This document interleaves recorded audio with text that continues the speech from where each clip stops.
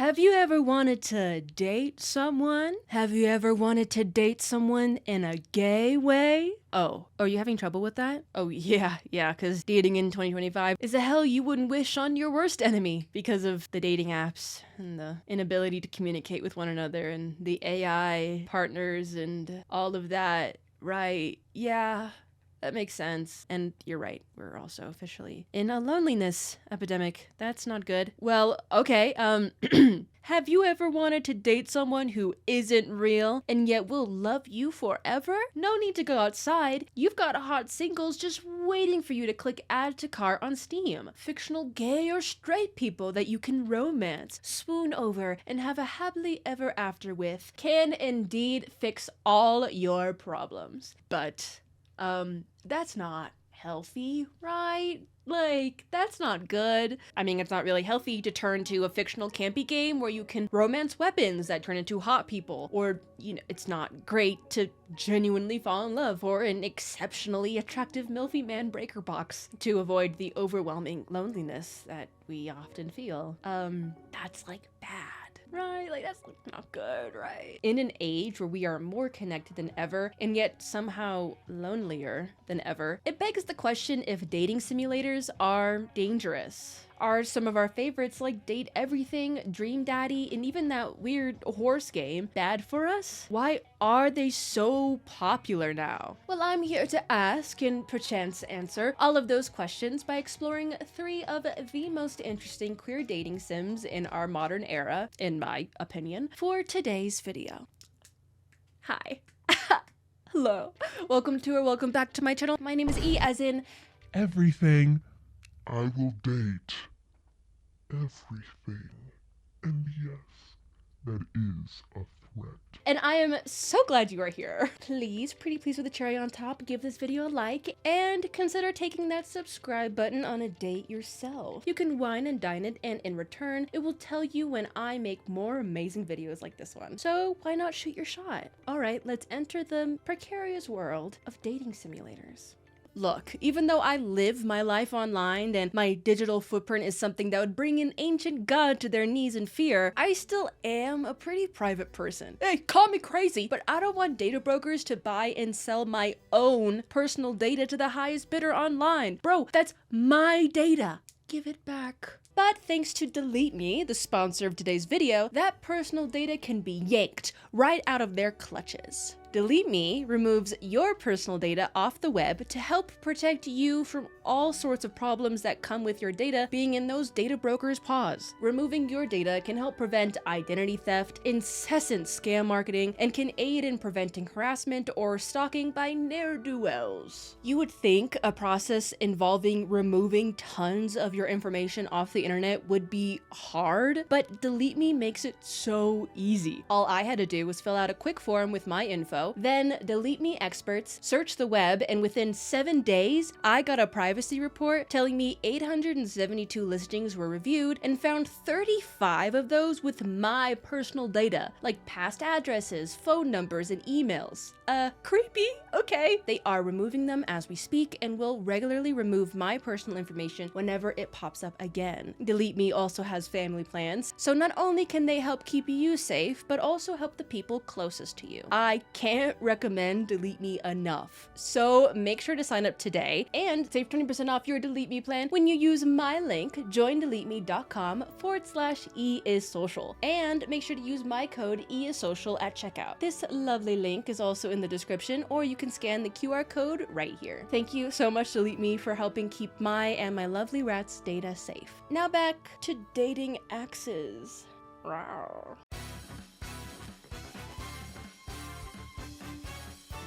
So let's give a little background on dating sims, because though they are pretty popular today, that hasn't always been the case. Dating simulators, which, you know, to be clear, are just games where you simulate dating, are not a new phenomenon, but they are a recently very popular one, and not one that exists without its criticisms. Dating simulators can be traced back to its roots in the birth of the otome era of the 1980s and the 1990s in Japan. Otome is the word given to a genre of games that features a female main character and cast of dashing men that you romance in different routes and storylines. There's also Shoujo games for the guys. Otome games have evolved and changed into a myriad of different genre mixing and gameplay types. Watch this video here that I made for a more comprehensive history lesson. We're going to be making this brief, okay? Which of course leads us to our discussion today on Western indie interpretations of Otome that we call dating simulators or dating sims for short. Cute female MCs with a cast of dashingly saucy men do still exist in abundance, mostly in East Asian markets, but many popular Western dating sims are indie and take the concept and turn it on its head, with many of them being queer and also just being kind of like weird, like just straight up odd, you know? Dream Daddy was a titan of the genre when it came out in 2017. It was a game where you play as a single dad moving into a new town filled with other hot single dads. I used to eat this game up whenever Markiplier played it. I was sat every time he uploaded. I loved watching him play that game. Hatoful Boyfriend is a game where you romance, birds? Yeah, I can't wait to play this. I hear it's a masterpiece, regardless of it being so strange. Again, this is a very brief overview, so if you want more info on the history of Otome, then again, please watch this video here. It's mostly about love and deep space, but the beginning has a history. Dating sims were at first mocked and ostracized from larger gaming communities upon gaining traction in the West, because people were like, ew, you want to pretend to date pixels? How embarrassing can you be? And because of this, its rise was slow but steady, with the indie developers being the only ones really making them. As far as I'm aware, there is not a AAA game that exists just as a dating sim. I mean, you could count the adventure RPG games that have romance elements like Dragon Age, BG3, and Mass Effect, but a AAA game where the sole focus is dating sim? You'd be hard-pressed to find. This is until we reach the good year of our Yuri 2025, where one of the most talked about games is an indie game called Date Everything, where, you guessed it, you date everything, pal, and that includes gay people and vacuum cleaners. It's queer, it's fun, and it's fashion, and it's camp, and it's so weird. Okay, just odd. And it's exploding in popularity. But why is a game called Date Everything suddenly becoming so popular during a time when we are lonelier than ever? Like, it can't be a coincidence, right? What do you mean by lonelier than ever, E? You're asking. Well, amazing question, my dear viewer. I'm going to answer that right now. In 2023, the US Surgeon General said, hey guys, yeah, we're f***ing cooked, okay, and declared that there was a loneliness epidemic in the country, and it was genuinely a public health issue, okay? Everyone was like, oh yeah, because of the pandemic, right? And he was like, no, half of you motherfuckers were feeling lonely before the pandemic too. The pandemic didn't help. Let's just say that. A staggering amount of people of all ages have reported that they are feeling lonely and isolated. A lot of theories about why this is are popping up everywhere. These sites that I'm showing here on screen, such as NPR, Harvard, and NortonHealthcare.com, collectively say that it's due to a number of reasons, such as a growing reliance on technology. A lot of young people have replaced in-person interaction with virtual interactions via social media, and now we're falling in love with ChatGPT, but more on that later. Another reason is, well, yeah, the pandemic caused a lot of people to start working from home, and so many of us still do now, which obviously leads to isolation. We are also way overworked as a society and, dare I add, underpaid. And when you are overworked and still broke, and everything that you can do with friends in third spaces outside of work in your home costs more and more money as time goes on, people just say fuck it and stay home since they are too tired and too broke to do shit. I can speak from experience. Of course, I am primarily speaking about America right now, but there are many countries around the world that are also experiencing these issues, and these games we are going to be talking about are pretty popular in the States. So with the loneliness and the growing reliance on technology, doesn't that mean that dating simulators that makes you not go outside and find love, but finding love with a PNG, isn't that not helping? Well, to help me start on this researching path, I found this dissertation by Xinyan Chan of the University of Dublin, I'm so sorry if I butchered that explores if dating sims are a threat to human relationships or are a new digital intimacy. Chan extensively researches the causes and possible effects dating sims are having on countries and cultures. As I said before, we can trace dating sims to their otome roots in Japan. There is quite the market in East Asia for these dating sims, and according to Chan's research, these games have resulted in more people withdrawing from society, experiencing distortion of reality, and are also a big influence on the declining birth rates in East Asian countries like Korea and Japan. According to Chan, Japan has some of the lowest birth rates and also has the highest usage of dating sims. Coincidence? Probably. Pretty sure that's a lot of correlation and not causation there. So I'm not really sure how legit this dissertation is, but this paper is a great example of some of the arguments and also some of the common sentiments that a lot of people have in regards to dating sims. And also, you can admit that it is weird that these dating sims are so popular now when we are experiencing unprecedented levels of loneliness as a society. That is weird and potentially a problem, right? So we're gonna have to ask if this rise in dating sims is a direct response to what we're all feeling, and or if them existing the way they do is inherently predatory. Let's explore 3 popular indie dating sims that have come out in the 2020s to see if there may be a trend there and if we should be worried.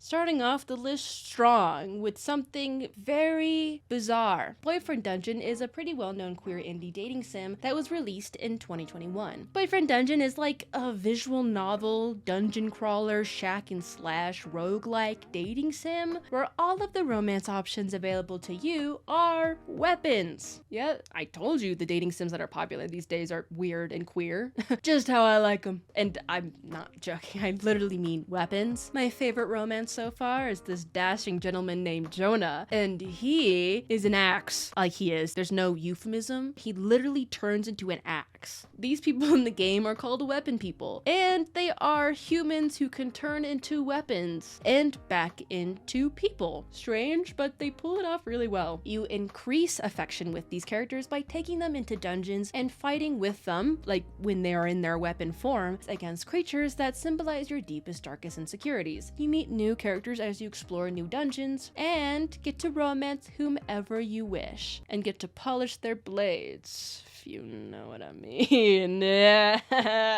You could shag the weapon. It's a very queer game because regardless of the gender you pick as your character, you can romance anyone, and you can be non-binary in the game, which makes me really happy and is my little character. So yeah, if you ever saw a longsword and was like, ooh, yeah, then this is your game, girl. It seems pretty innocent enough, right? Like, fight with your lovers, like genuinely with your lovers in dungeons and woo a few and fall in love. It's so campy that it can't be taken seriously, right? But admittedly, I do blush a little bit when I talk with Jonah, and I get little butterflies in my stomach when Valeria is being a little flirty. So does that mean I'm a little too into this game? Also, what's going on with Eric, the character who won't take no for an answer? That doesn't seem very healthy. Remember all of this because we're going to unpack it at the end of the video.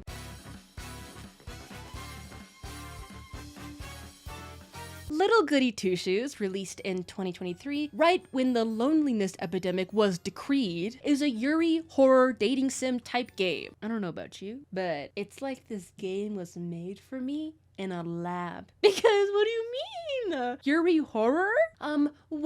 Waiter, I'll take 4, please. Also, if you're not like super online like me, then let me tell you, Yuri is a word for queer woman romance. So like women getting together, falling in love, that's Yuri. The sun and moon yearning for each other's touch, that too is Yuri. The game story focuses on a girl named Elise, who dreams of becoming just disgustingly rich, just and swimming in it, dude. And you gotta help her do just that. But some things get in your way, like horrors beyond human comprehension. And you can romance pretty girls while you're at it. At night, Elise goes on adventures to learn more about this weird wish-granting creature thing, and also encounters the aforementioned horrors. And by day, works on odd jobs around town to earn more money, and to avoid the witch accusations that the town might throw at her. You will encounter 3 young women who Elise has different variations of relations to, and you can pick who to romance and can maybe romance them successfully or not. But your decisions matter in this game, so you could totally fumble the ball too. It's like a visual novel, puzzle-based, task-based anime RPG dating sim that's scary. Like, period, and the art style? Thank you, Yuri Jesus. Thank you. So unlike the other 2 on this list, romancing the other girls is not like the main objective of the game, though it is a large feature of it. That's why it's in the video. Little Goody Two Shoes portrays the dating sim in a sort of disconnected way. You play as Elise, but 9.9 times out of 10, you aren't Elise. As opposed to Boyfriend Dungeon, where the characters you are wooing make direct eye contact with the camera, staring Camp right in the eye. In Boyfriend Dungeon, you can create your own little cute character for running around the map and while fighting in dungeons, but when it matters most, when you are trying to win that hunk of a man Jonah over, he's blushing at you, at your words. In comparison, Little Goody Two Shoes seems to be probably the more healthy, not as immersive dating sim. But is that really a good thing? Does that just make it better than Boyfriend Dungeon?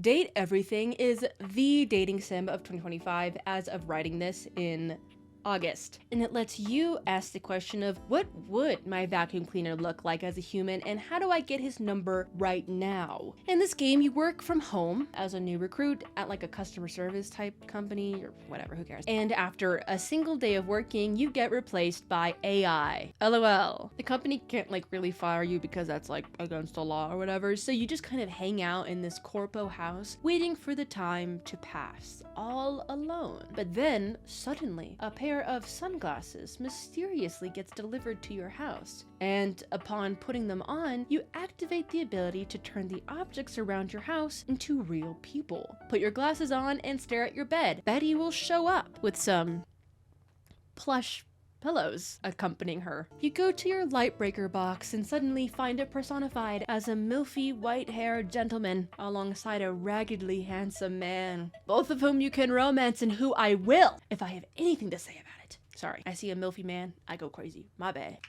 Please subscribe. What am I doing? What am I talking about? Oh my god, I feel insane. When I told my best friend about this game, you know what he said to me? He said this. Like, I don't blame him. Like, what do you mean? You can do this whole object turning thing with basically every object in the house. And I mean everything, okay? From the D20 turning into a turbo nerd, to your piano turning into the most gorgeous woman I have ever laid eyes on. And your toilet probably hates you. I don't know, I haven't really met them yet. You can also romance like the floor. It's a lot. And it's fantastic. You can date everything. Who would have thought? And again, it is queer. You can flirt with any tea kettle, regardless of your gender, and once again can frolic as an NB, bang in your laundry hamper if you so wish. It's also a very diverse game with all kinds of people populating your dating pool, and I just love it a lot so far. So something this campy and out there and honestly insane can't possibly be harmful or set up some weird predatory dependent fictional relationships with the player, right? But there are so many characters, 100 characters to be exact, 100 perfectly attractive, conveniently all into you characters that seem to not only want to help with the protagonist's loneliness while they are stuck at home, but also you, the player's loneliness. Is it a coincidence that you play as an isolated remote worker struggling with the job market, feeling lonelier than ever, when so many potential players can relate to that very specific circumstance? You're not playing as a young woman fighting off the horrors in a forest with a stubborn attitude. You are playing you. So that kind of seems sus. What does this say about the world we are living in right now? The type of reality in which a game like this can not only thrive but break records with. This is a game where you log on, go willy-nilly, romance, and smash literally 100 people if you want, and never face any like real conflict. The characters don't mind if you're seeing the fridge too while romancing the stairs. It's 100 people shoved in your face to make you forget about the silence in your bedroom. Is this some sort of sad remedy for lonely people? We have asked enough questions so far, so let's start to answer them.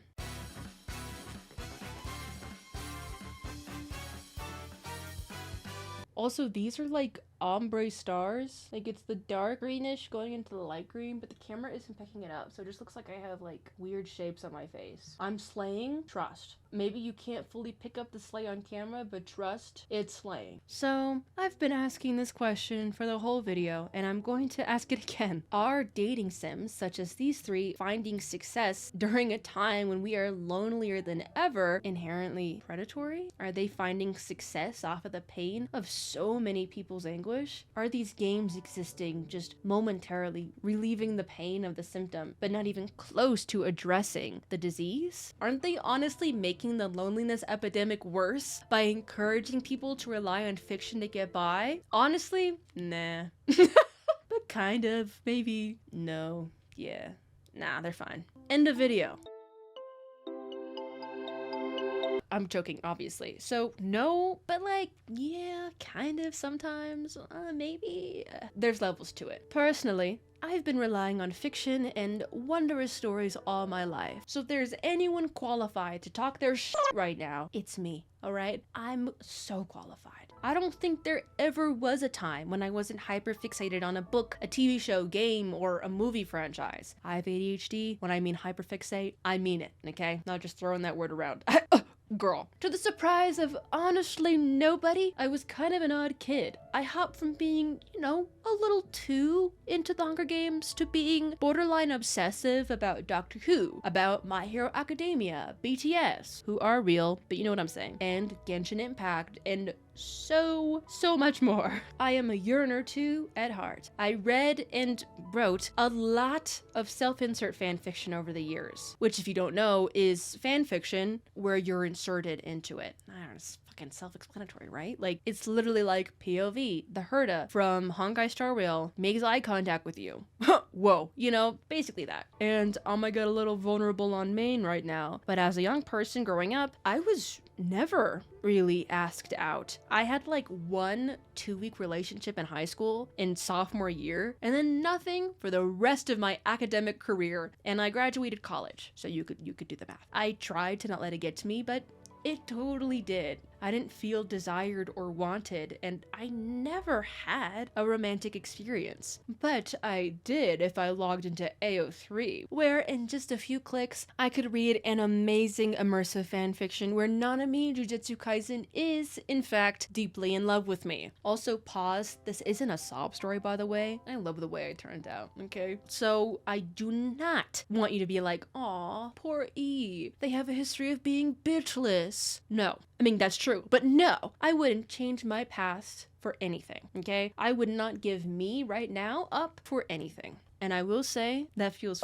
amazing to say it and mean it. Like, period! I mean, have you seen me? Like, come on. No, I am probably oversharing all of this because these dating sims are a lot like the self-insert fanfiction I would read, and having actually played them, they do fill that void that my lack of love life would often leave. These dating sims are the perfect combo of a beautiful fictional story that would get me hooked, and also were immersive enough to make me forget for a bit. Of course, not everyone has felt this when playing dating sims or reading self-insert fanfiction, but I can safely say that many do. So after having bared my soul and basically admitting on the internet that I read self-insert fanfiction, which I'm not embarrassed of at all actually, that brings us back to the nature of these games and the role that they play in so many people's lives, like younger me. When reading up and doing some more research on Date Everything, I found this article about just the game and how it's found recent success, and there was this comment at the very end of the article. This person says, just proves nobody has a social life anymore and would rather fantasize than face reality. But, random person on the internet, does Date Everything's popularity actually prove that? The arguments that people have against dating sims are like the exact same arguments that people throw at video games in general. Returning to Xian's dissertation that I mentioned at the beginning, Xian basically says, like video games in general, these dating sims cause social withdrawal, distortion of reality, and low birth rates. People throw those arguments at video games just in general, but I do not believe that these video games that let you escape reality are making you escape reality. I am almost 100% sure that in countries with low birth rates that the real cause is economic instability, grueling work hours, and expectations with little pay for many working families. So little pay that young people are deciding just to not start families. Tumultuous political instability, the disappearance of third spaces, rights being taken away, so on and so forth. Dating sims have been around since the 1980s, so no, they are not the reason for the loneliness epidemic, or the many horrible things that Xian and many do suggest. No, I think dating sims are more of a product of living in a world and in a society,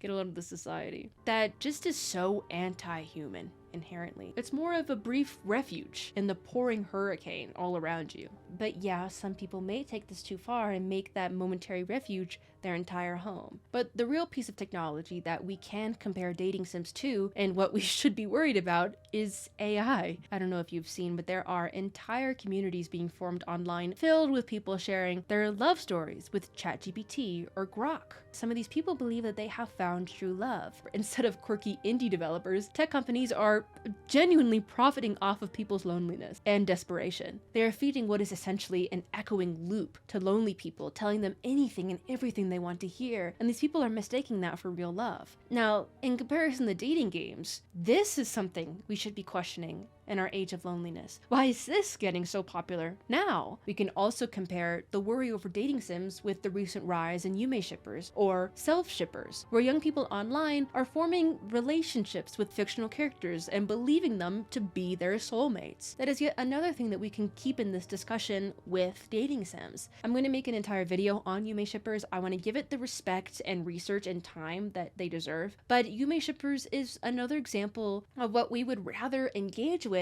than being lonely, and would arguably be a more unhealthy coping mechanism than playing a dating sim. Dating sims, ChatGPT love, Yume shippers, they are not the cause of this epidemic, but they are a brief remedy to varying degrees of success to a deeper, more painful illness. I actually stumbled across this video here while trying to figure out where I was taking this video. Highly recommend watching it, by the way, link in the description. And it's about how people do and can get a little dependent on fiction. Daryl explores how dating sims may affect you, how, depending on the person, fictional things could be harmful to them, but also can be beneficial. At the end of the video, he says that there will be pros and cons to any piece of media, and different people react differently to different things, which is something I completely agree with him on. Sometimes dating games, which I do believe are a more healthy option than falling in love with ChatGPT, they can still hurt more than they help, or they can help a lot and inspire, which I believe is the best thing about dating games. And the three we covered today do just that. I chose these three specific games for today's video because, well, I like them, and because they are queer. Queer stories can be home to some of the most impactful and life-changing fiction, and they can also be silly and whimsical as shit. Queer stories often open the path to asking some pretty profound questions of identity, self-love, and love in general. I understand Xian's worry about engaging with dating sims in an unhealthy way, which is more than possible, but as my lovely bestie and senior advisor to the channel, the Stone Pilot, once said, engaging with art made by another human is still a form of interacting with the world. You're seeing gorgeous graphics that a human created in order for you to feel emotion, to maybe feel alive. That's something that could be so beautiful. It's a sacred act that ChatGPT could never be able to replicate. I believe that these three sims in particular do a lot of good by just existing. Boyfriend Dungeon lets the player celebrate queer love with cool representation in the companions and also provides some pretty fun fighting techniques, but it also takes you through each companion's life, helping them find themselves while you find yourself as well. Sunder is a saucy flirt that won't let himself get too close to anyone. Jonah is finding his place in the world, aka he's unemployed, and Isaac struggles with maintaining a healthy relationship with his father. These stories and many of the other character stories are some that many of us can relate to. The protagonist, you, also go on a journey of self-discovery, identity, and self-love. You face your biggest fears in the dungeons, your companions helping you through it. The game also shows you what an unhealthy love looks like in the form of Eric. If you don't want spoilers, then I would skip to this timestamp right here. This is spoiling the game a little bit, so. Eric is like the overall villain. He's a stalker, and he doesn't respect your boundaries and actively is a huge piece of he juxtaposes with the other characters that do treat you good. Many players of the game called for Eric's removal from it because, well, yeah, the writers wrote him a little too well. Like, he is way too realistic. He genuinely makes me so uncomfortable and queasy. I don't know how a PNG can leer, but brother leers, okay? But I am glad he is in there. As this article shares, queer games are asked to be sanitized too often to be easy to digest, but including Eric in the storyline further humanizes the game. There is the ugly, the beautiful, the nice, and the mean in real life. Eric's inclusion reminds the player that this game is not an escape from reality, but in addition to it, it can also act as a mirror, reflecting any and everything. Little Goody Two Shoes also has an entire underlying message of self-discovery and self-love, choosing the material over the immaterial, choosing love or money, hope or despair. You watch Elise give it her all every day. She pushes through the horrors day in and day out. You can help her not be accused of witchcraft and fight against the ignorance and fear that your community can sometimes inflict on you, which happens in real life too. And a community betraying you like that can be a fate worse than the horrors that lurk in the woods. These themes are very relatable to many people, fighting for love and your place in the world. You can help Elise find herself and what really makes her happy at the end of it all. It isn't just about helping Elise get with the cute girl and solving puzzles, it's about helping her, and maybe yourself, find what really matters in life. And maybe that's loving yourself. Date Everything is absolutely the most absurd, crazy out of all these examples, with little to no overarching message that can help players or inspire players with some deep, nuanced meaning. I mean, it's a game where you can romance your water heater, and that is a win. It's a queer game that's main purpose is to bring joy. It's so absurd that it's pretty hard to say can have an effect on the nation's birth rates. Being so silly and fun, that's the best part of it. It doesn't always have to have some meaning or deeper message to be impactful and to be helpful. I don't think the nature of 100 hot singles wanting to get with you in a game during a time when lots of us are lonely is inherently a bad thing. It can bring us the comfort and happiness that we maybe desperately need. But even though I just said there not really is an overarching message, there is, actually. The player character is alone, like many of us find ourselves to be. But it turns out that the character isn't lonely. The game makes you find the beauty in the mundane, like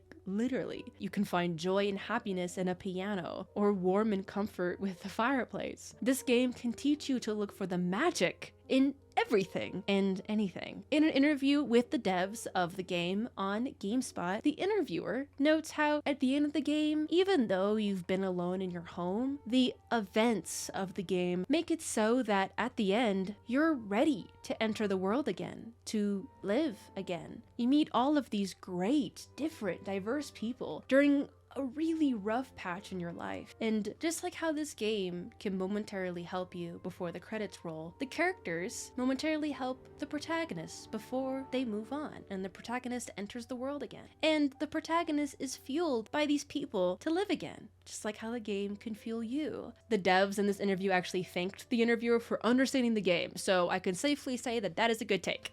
It is a perfect encapsulation of the reality of what a lot of us are experiencing right now, and the game gives the situation a pretty happy, optimistic spin. Now, I am not saying that the next time you feel lonely, you should bang your coffee maker, but games like Date Everything can give hope and inspiration to enter the world again, to live again, because the game will end. You have to take some of the messages messages with you. Date everything in the others may act as a break of sorts, but it isn't a full escape, and I don't think any of them intended to be. As I said earlier, I have used fiction to inspire and motivate me throughout my whole life, to bring me so much happiness and momentary moments of peace. And because of what all of these stories made me feel, I have had the strength to put in the work to figure out who I am, what I like and what I dislike, what my boundaries are, what self-respect looks like, what my fears are, and they help me find my undying perseverance, if I do say so myself. The power of storytelling has led me to ask some of these questions, to remind myself that there is so much beauty, so much to look forward to, so much I could experience. And girl, I turned out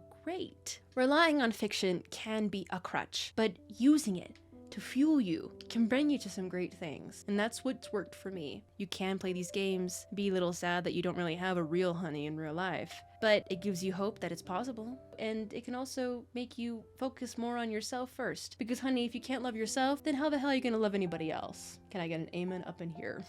And, you know, of course, as I said with anything, there will be people who play these games and other dating sims in an unhealthy way. And I'm not saying that playing these games will not hurt at all. Obsession of any kind comes with its sharp edges. But I am saying that no, dating sims are not inherently predatory. They aren't lame or something you should be ashamed of playing. They may tell stories of love and also self-love, identity, the ugly and the beauty of life. And they can be lovely safe havens for queer people and for people who just need a break from the world. These games spread love in more ways than one, and these three encourage you to live, and live you shall.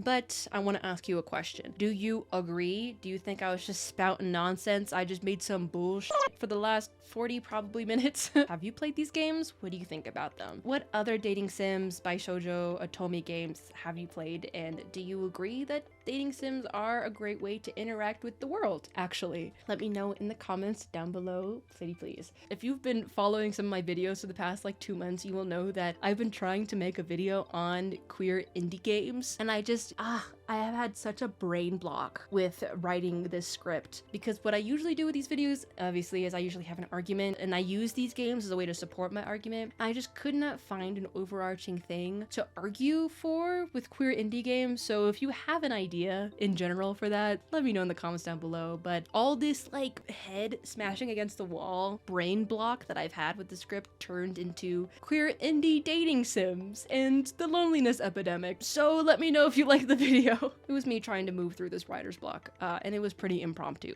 but thank you for watching it until the very end. And if you did like it, I would love if you liked the video and maybe hit me with a subscribe. Genuinely, a like and a comment goes super far for the channel, as you probably already know. The algorithm loves that, and they love a subscribe even more. So interacting is just super helpful for little old me. Speaking of supporting the channel, I want to give a humongous thank you to our coffee members. If you don't know, for just $5 a month, you'll be able to see videos like these super duper early and to get a shout out at the end of every single video over on coffee.com/eissocial. Supporting there also means the world, so definitely go check it out. So take it away, future me, to thank our amazing coffee members. Humongous thank you to Alien Eyes, Jonah, Luandrill, Joanne, Moon, Blue X Crystal, Summers, Blue Ink Alchemist, Pauline, Shalami, Onyx Side, Atticus, IAK, Pierre Burner, Waxwing, Zendella, Bus Driver, Wokapi, Blurry, Klee, Pandas Bombas, Decals, Kiara, Shawnilla, Moe, Zilfer, Luel, Tarek Dactyl, Mystic Foxfire, Jessica C, Jingle,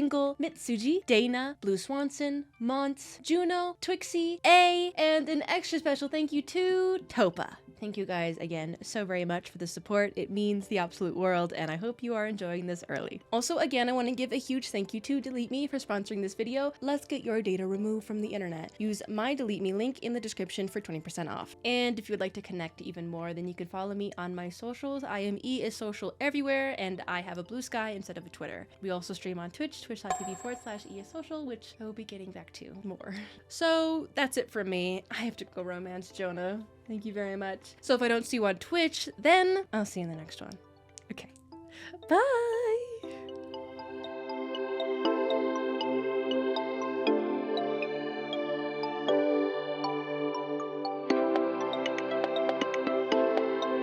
I I told you that I've been relying on fiction for dopamine, and I mean it.